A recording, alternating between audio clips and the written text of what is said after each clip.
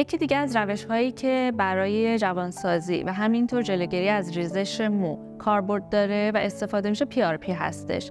PRP روشی هستش که ما پلاسمای خود فرد رو توی در واقع در اون منطقه‌ای که نیاز به جوانسازی داره تزریق می‌کنیم و در واقع پلاسما حکم سلول‌های بنیادی رو برای فرد داره.